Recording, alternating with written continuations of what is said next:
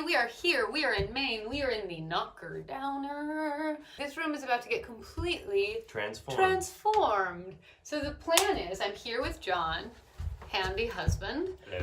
Take it away, John. Take it away. So what you have in this room, like a lot of old houses, is lath and plaster underneath all this paint, which is basically little strips of wood like this, like horsehair and tobacco, whatever else they use to plaster stuff. And it's super dusty and super gross. When you take it down, it takes just forever and produces a huge amount of mess. So on this wall over here, instead of patching any of that, they just put up more stuff, but they did a terrible job. Like they were drunk. Yeah, they were hammered when they put this stuff up. And they it's just like, got random sizes, and like it doesn't even make any sense. No, it's mad. But we're also gonna steal their idea by, instead of taking down all the lath and plaster, which creates a huge mess, we're just gonna put up really nice shiplap, tongue and groove wainscoting horizontally, floor to ceiling. And the way we're gonna achieve that and not make it look goofy is by actually removing the baseboards and the door molding and putting it back on top, so we still have some dimension and maintain some of the nice details that are in this house. So the first thing we'll do, take off the drunk paneling so we can show you what we're talking about.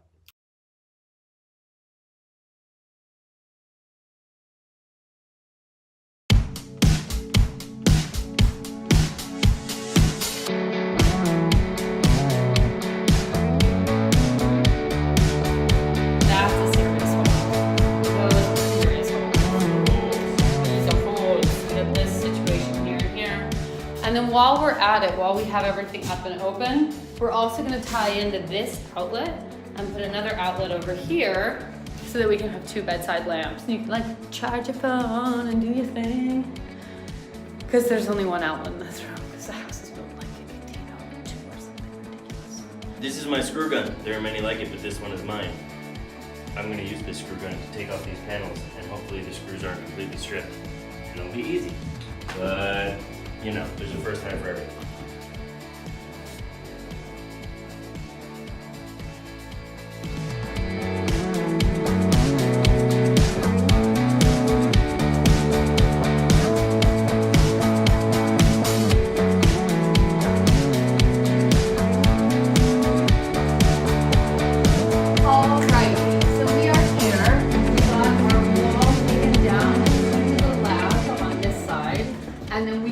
This up.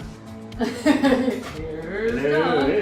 So we took it down on this side because honestly there was like a funky smell emanating from this wall, so we wanted to get it really down to the lab. On this side, the wall is not so bad. I know that's hard to believe, but it's really not that bad. So we're gonna put the tongue and groove paneling directly over this wall. But this one we took right the way down to the lab. So from there, we get into the really meticulous boring bit, which is literally putting up the panels. We've got them all. It's tongue and groove pine. It has like a bead-board detail. So as you stack it, it starts to look exactly like bead-board. We got a lot of this to put up. This is gonna be a slow, boring process.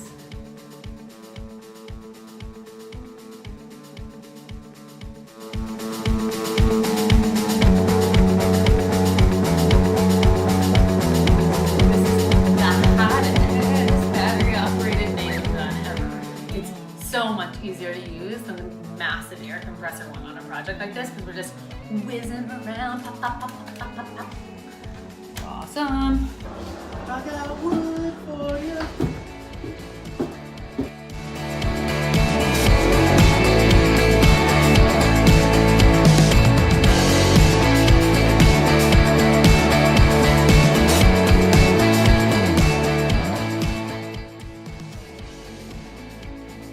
All right, we are knee deep in paneling here. The room is paneled. The next step is we have to prime all of the wood.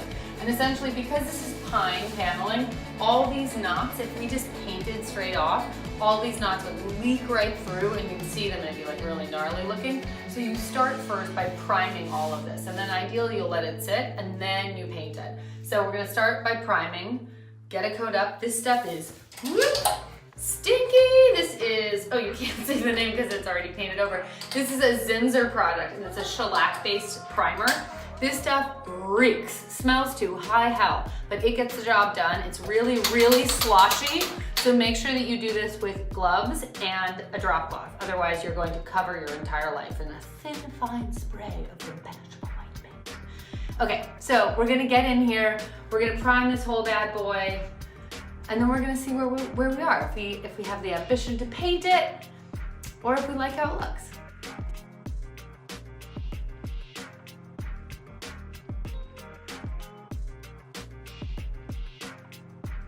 Alrighty, it's day 2 of this project.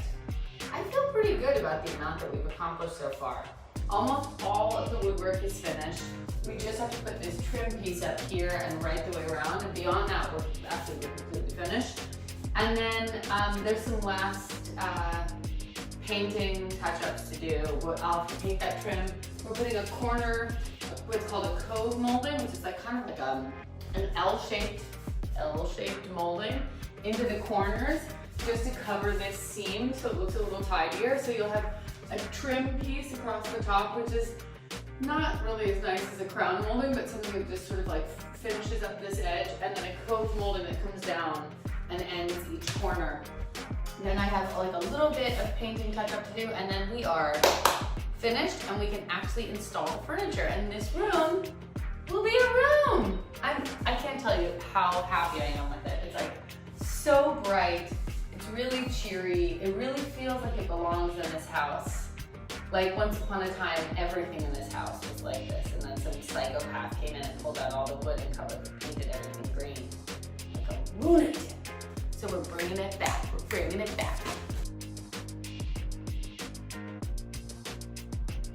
Okay, so we're gonna load into this room and get it all set up.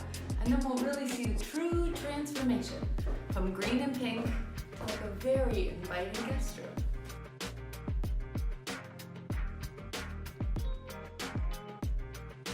This room is pretty much finished.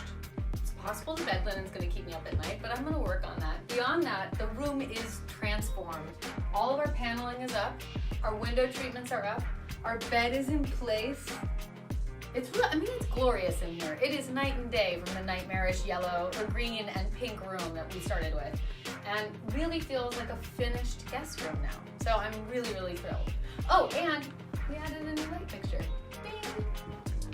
All right, so that means we are finished. Don't forget to tune in to Room for Improvement, and you can check out all of our vlogs and our DIYs and our There You Go Thursdays and all the other crazy stuff we're doing all the time. So check out the videos and subscribe.